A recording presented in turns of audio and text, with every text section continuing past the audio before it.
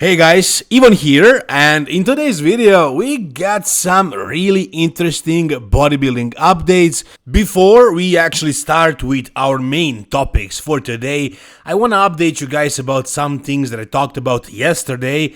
For example, this thing right here, it's not really an update, but in my previous video from yesterday I spoke about how I think Wesley looked better, and I thought he was supposed to win this show. He definitely did not deserve to place over Matthew the Arnold Classic, but here I thought Wesley did just enough, and from what I saw, most of you guys felt the same way. However, Matt Grego ended up winning, and I had no idea why. I was really confused by that, but somebody in my video left a comment, and it didn't cross my mind, but Wesley probably made a mistake by saying that he is not going to do the Mr. Olympia later this year. So maybe, just maybe, bodybuilding is a business after all. Maybe they gave this victory to Matt Grego because he needs a Mr. Olympia qualification and Wesley doesn't. And it was close enough to give Matthew this victory. Now, I said it before and maybe it was different in person, but this video is really high quality. So I think we can see exactly what went down. And in my opinion, Wesley was improved enough to be able to win this show. He improved his fullness, his conditioning was spot on. He had some really good body parts like better arms, better back. I think legs were pretty comparable. The only thing, again, that Matthew had was thicker and more conditioned glutes. But that's about it if you ask me. Wesley had better classic lines, again, bigger arms, probably bigger chest. I would say Wesley was better in most of the poses, but then again, I wasn't there. I don't know what it looked like in person. Maybe it was different. You guys can tell me down below what do you think, but Wesley announcing that he is not doing the Mr. Olympia didn't help. I'm sure it didn't help. Alright, the next thing, I don't want to stretch too long because it's like the fourth time this month that I'm talking about this, but at least now it's official. Now it's been confirmed by Patrick Tour. I actually wanted to ask Patrick today to confirm this for me, but he already confirmed it for this Instagram page right here. Carlos Thomas Jr. and Patrick Tour actually did part ways after the Arnold Classic. So Carlos prepped himself for Detroit Pro. Again, there is a rumor that he's working with Chris Aceto. I don't know how true that is. If they announce it sometime soon, we're gonna know it is true, but if not, then it isn't. But what is funny is that after Chris Cormier said this on the Menace podcast, and after I made a video about it, Carlos DM'd me and he told me that he did not let Patrick go, that they are still working together. And again, this is the second time Carlos is firing Patrick Tour, and I'm sure he didn't want this to be public before he made this announcement himself, but maybe he just wanted to never even talk about it and just move on from it. But that's not how social media works, and lying to me also wasn't cool at all. And now you guys know, when you say, why didn't you ask somebody, why didn't you DM them and ask them to confirm this rumor or whatever, it's because these guys are gonna lie. They're not gonna even reply to the message, or they're gonna just say it's not true when it is. So what's the point of even asking? Now at least we know it's official, it's been posted right here, Patrick confirmed it. These guys are no longer working together. Why is this? Is this only because Carlos didn't bring the conditioning to the Arnold Classic and he's blaming Patrick for that? There is also the fact that Carlos has some limitations or health issues. He has ulcerative colitis, and I'm sure that can make things more difficult, but is it really a reason to come into these shows with like 6 weeks out conditioning? I understand that the peaking process would be probably more complicated and tricky, but he has a lot more fat to lose. It's not just the peak. He needs to get conditioned. He needs to diet for weeks and weeks. He's basically on stage in the conditioning that some bodybuilders are in the off season. So I don't know how much of an effect this really has on Carlos, and what is the problem for him not getting in condition. Is that something that another coach will be able to fix, or is it simply Carlos who is unable to suffer through and endure the pain of the prep? I have no idea. You guys tell me down below, what do you think? Alright, the next thing we got is a most recent physique update by Nick Walker at 6 weeks out of Pittsburgh Pro. And what we got here is basically just another front double bicep, a couple of other shots as well.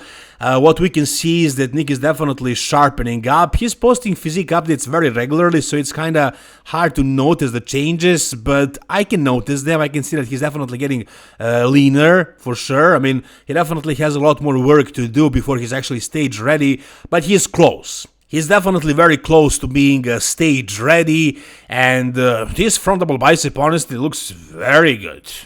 I gotta say, the weight taper looks a lot better than last year, I would say. You know, the midsection actually looks pretty tight. Now, did he somehow manage to lower the size of his stomach, of his gut? I wouldn't say so. I don't think that's it. I think he just learned how to pose better with it. I think he's really contracting his obliques and he's pulling them in. You know, that's something you can definitely learn how to do, and it seems like he practiced the posing and learned how to make his waist a lot smaller than it actually is. He's really controlling it really well right here. Midsection here does not look problematic at all. I mean, I wouldn't say it's a small, tiny waist, great, phenomenal V-taper, but if I didn't know that this was Nick Walker, who is kind of known for his waist and like blockiness issues, I would never say like this guy has a huge waist. At least not in this photo, right? It looks like a pretty solid V-taper, small waist. I mean, not small, tiny, but normal size waist. Lats are popping out, arms are looking outrageous. It's a very good front double, I gotta say. Now, this pose I really liked. His front lat spread looks so much better, man. So much better than before. It actually looks really freaking crazy. And now with conditioning being improved, and also like he has good fullness at the same time as well, and with the improvements in hitting this pose, actually, this front lat spread looks really freaking impressive. I mean, chest looks thick as hell, the arms are freaking huge, the shoulders are wide. I don't want to go as far as to say that his midsection here looks small, that his waist is small, but I don't think it's a big issue, right? I mean, the size is what draws my attention the most.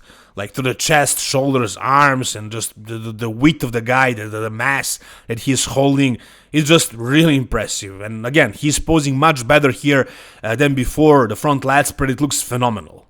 Side chest looks phenomenal. I mean, Nick is kind of known for his side poses. That's where he's probably potentially beating both Martin and Derek. We'll see about that, but I think that's a possibility as long as he keeps his midsection tight.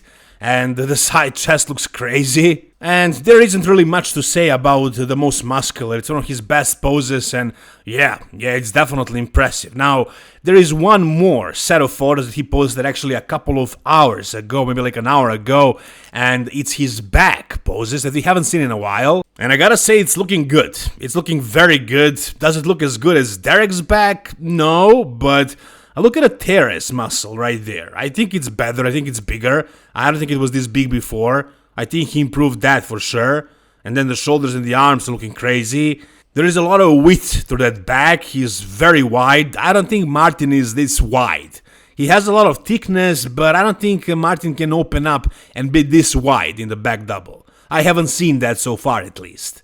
Now, Nick is also going to look much better in the back poses once he's actually in condition, because this is not stage-ready conditioning, and it doesn't need to be. I mean, he's 6 weeks out. He has 6 more weeks to work on it, and once he's actually completely in shape, the back and the back poses are going to look a lot better. But, yeah, you can see, like, the hamstrings are pretty much dialed in. There is still some work to be done in the glute department and the lower back, and just overall he definitely needs to lose some more body fat, but again, he's getting there, he's getting closer. Here's the back lat spread. It already looked very good at the New York Pro, so this is not new, but before the New York Pro last year, it was one of Nick's weaker poses, but no longer.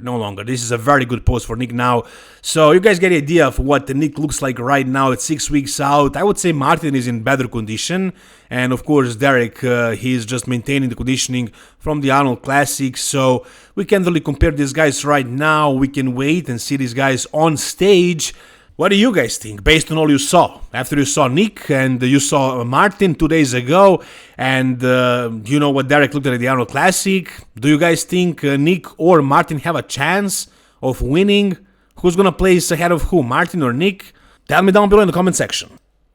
Alright, and lastly, at less than 2 weeks out of the Fibo Pro Show, yeah, it's a pro show, it's an open show as well this year, we got a physique update of, would you say, the favorite to win this show? I don't know about that, but Sergio Oliva does look pretty freaking impressive in this shot right here. He's most muscular. As you can see right here, he looks a lot more conditioned than in his previous photos that he was posting so far. And recently I was making a video about him and I was like, I have no idea when he plans on competing. I thought it was going to be one of those shows later in the year because I thought his conditioning was nowhere near stage ready. But apparently he's actually prepping for the Fibo. Now, at 2 weeks out, is this conditioning good enough? I mean, no, I think he still needs to work on conditioning and improve it, but again, there is 2 more weeks, less than 2 weeks, but still, I think it's probably enough time for him to actually make those changes, improve the conditioning just enough to be able to be competitive and to potentially maybe even win this show. Who else is even doing this show? Who are the other favorites? William Bonac actually announced that he's not doing Fibo, he's taking a break, but the other 2 guys on this photo are getting ready to compete at Fibo. Sasi Hirati, who just placed second at the Detroit Pro, and James Hollinshead, who was third. Can these guys beat Sergio Oliva? Can Sergio Oliva beat both of them? I mean, it's been a while since we saw Sergio, and the last time we saw him on stage, or actually the last couple of years, he wasn't exactly the best version of himself. But give him a break. Last year he was in jail for like a month in Dubai. He was trapped over there. He barely managed to get to the US and compete. This time around it seems like his prep was a lot more smooth, but these guys are looking crazy, honestly, especially Sasi Hirati. It's interesting that 8 years ago at the 2017 New York Pro, Sasi Hirati placed 6th and Sergio Oliva ended up winning this show. And this here was your top 6. All these guys right here, Akim Williams, Juan Diesel Morel, Justin Rodriguez, John De La Rosa, and Sergio Oliva all placed above Sasi Hirati. Again, this was back in 2017, so what changed in the meantime? Is Sergio better now, or was he better back then? Did Sasi improve? Honestly, the way I see it, I think Sasi improved a lot. I think Sasi is much better now than he was back then. He was really well polished at the Detroit Pro. He was in great condition, and I think he's also bigger, improved. By the way, I also think this was probably James Hollinshead at his best, and I think he can still do a little bit more work to get even better for the Fibo. So I think both of these guys are serious contenders for the title. I don't see James beating Sas, but do I see James beating Sergio? I can probably see that, because right now Sergio is not exactly in crazy condition. I think James is in better condition, and they both have 2 weeks to work on improving the conditioning. I mean, yeah, we saw James on stage, so he peaked for the show. Sergio didn't do that yet, but still, I don't think he's in great shape for 2 weeks out. I mean, check it out, guys. Check out the lower back and the glutes. I mean, it's okay. Maybe he's gonna be actually ready in those 2 weeks once he actually dehydrates. His new coach is Stefan Kinzel. I would actually be more optimistic if I knew that he's still working with Chris Acito, because of his peak week approach. I would be more optimistic that Sergio would get rid of all the water in that last final week, and that he would actually be full and shredded on the stage. Acito can really pull some magic in that peak week. I don't know if Stefan can do that. If Sergio is not conditioned at 1 week out or 2 weeks out, is he gonna be conditioned enough on the stage? I mean, we'll see, but from what I'm seeing, I'm not overly impressed, to be honest. I think this can be sharper, but maybe I'm mistaken. Maybe it's the lighting. Maybe Maybe this is good for 2 weeks out and gonna sharpen things up a little bit harder in the last 2 weeks, and he'll actually look shredded on the stage. We'll see, but as of right now, from what I'm seeing, I would be really surprised if Sergio pulled a win here, if he actually was able to beat both Sas and James. And it's gonna be interesting to see if Sas actually manages to beat Sergio 8 years after he placed 6th in the show that Sergio won. Now, while I was making this video, Sergio just now posted a new set of photos, and I mean, these are looking really impressive, for sure. I mean, this looks crazy. The lighting here is very good, and the thing with Sergio is, he's a taller guy. He's a lot taller, so he's probably gonna look bigger than you would imagine when he actually stands next to Sas Hirati. But James is about the same height, and when he stands next to Sas, he's just not as complete, as dug out, as peeled, as hard, and I think Sergio is gonna have the same issue. Yeah, he's a bigger man, a bigger bodybuilder, but he doesn't have those crazy deep details, crazy separation and crazy shape that Sas has. I mean, Sas matched William Bonek almost with like the details and conditioning and fullness and roundness. I don't think Sergio's got that. This side tricep though looks pretty good, like the legs look pretty thick. I mean, the glutes and the hamstring tying, that area can definitely be more conditioned. Overall, his entire physique needs to get more conditioned. Is 2 weeks enough time? I mean, less than 2 weeks, like 10 days. I don't know, I'm afraid that it's not gonna be enough. But even if he gets a lot leaner, look at his legs, for example, and compare them to Sas's quads. Like, he doesn't have that crazy separation naturally. Like, he can't really obtain that, not only in the legs, but like in the chest, in the shoulders, pretty much everywhere. He might have a wider back, and that's about it. Do I see him beating Sas? Personally, no. Do I see him beating James? That's gonna be a good battle, but I don't know as well. If I had to place this guy, I would actually place him below both Sas and James. That's the way I see it right now. I might be wrong, we'll see. Whatever you guys think, tell us down below in the comment section of this video. If you guys enjoyed this video, give it a thumbs up. For more content like this, guys, stay tuned, subscribe to the channel. Thank you so much for watching, all the best, and bye bye.